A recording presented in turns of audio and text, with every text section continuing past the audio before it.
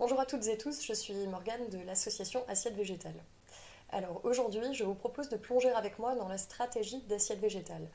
Et cette stratégie, elle a une forme, c'est celle de la théorie du changement. Alors déjà, la théorie du changement, qu'est-ce que c'est?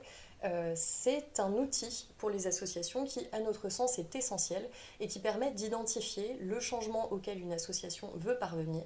Donc dans notre cas, pardon, c'est l'alimentation végétale est généralisée et normalisée dans la restauration collective française.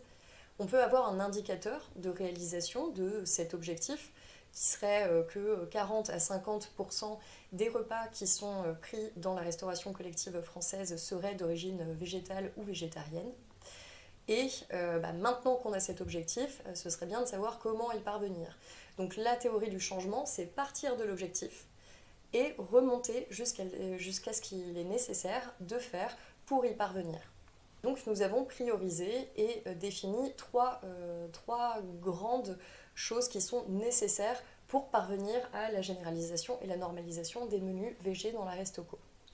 La première, c'est de faire pression pour l'application des lois et des politiques. Alors l'hypothèse là dans cette question, c'est que la loi ne suffit pas, encore faut-il que la loi soit appliquée. Cette hypothèse, elle est issue d'un constat, c'est qu'au Portugal, depuis 2017, il y a inscrite dans la loi l'option végétarienne obligatoire dans toutes les cantines du public. Donc, ce qui fait énormément de cantines, mais force est de constater que malheureusement, cette loi n'est pas appliquée. Donc nous, notre objectif, évidemment, c'est de ne pas être dans cette configuration.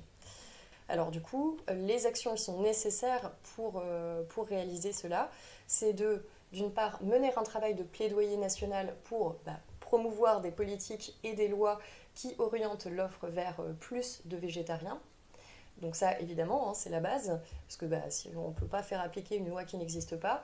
Et c'est d'accompagner au changement sur le terrain pour que la loi ne soit pas en dissonance avec la réalité du terrain. Donc dans le cas du Portugal, en fait, on a des chefs, des cuisiniers, des cuisinières qui ne sont pas du tout mobilisés sur cet enjeu et donc qui voient la loi comme une grosse épine dans le pied et qui n'ont pas les moyens, en fait, de proposer une option végétarienne de qualité tous les jours.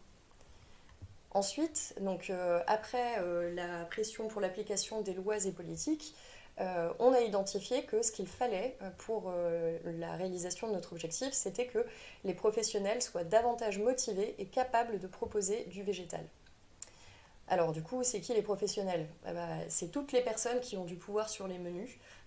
Et là, notre hypothèse, c'est que tant que la majorité des professionnels de la restauration collective verra le VG comme, un peu comme au Portugal, une épine dans le pied, ou alors un idéal inatteignable faute d'outils, ou une aberration intégrale, parce que c'est aussi encore le cas souvent, et bien du coup, un changement d'ampleur des menus en France demeurera impossible.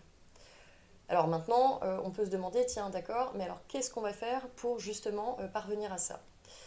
Eh bien, on va du coup, Assiette Végétale, créer des ressources, donc des recettes végétales à destination de la restauration collective, par exemple, des guides de bonnes pratiques, créer aussi des services comme la formation des chefs à la cuisine végétale et des diététiciennes à la diététique végétale, en partenariat avec l'UNAV, et des outils de coopération tels que les semaines thématiques végétariennes et végétaliennes qu'on a pu voir récemment, par exemple la grande semaine Tour du Monde en octobre qui a concerné plus de 200 cantines en France.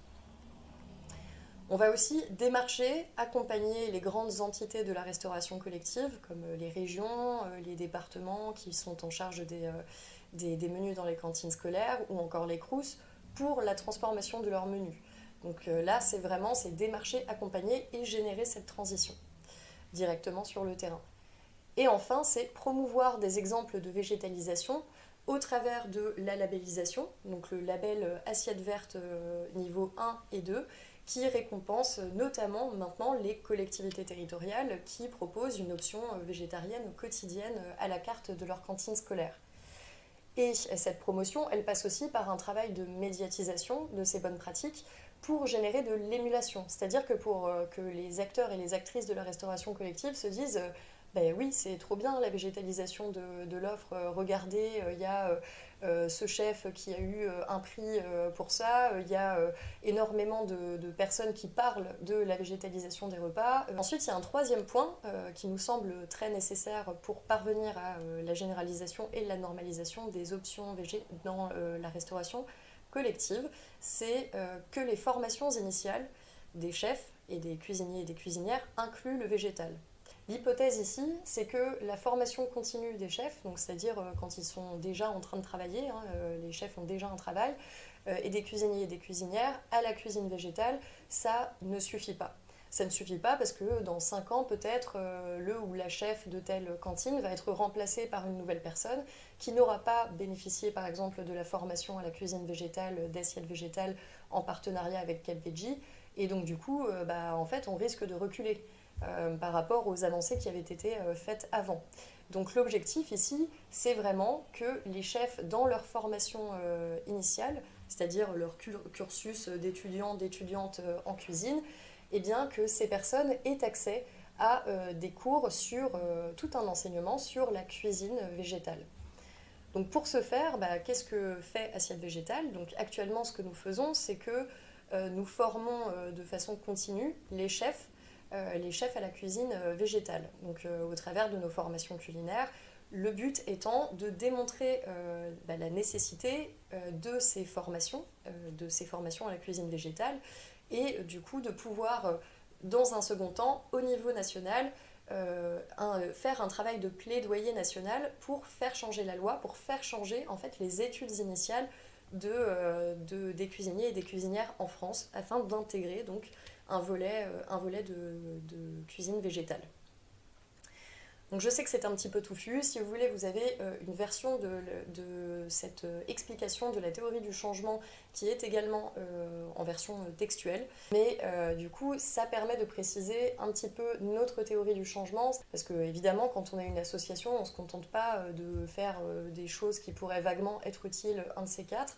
Non, l'objectif, c'est de ne faire que ce qui est le plus utile, le plus urgent, le plus structurant pour l'atteinte d'un objectif.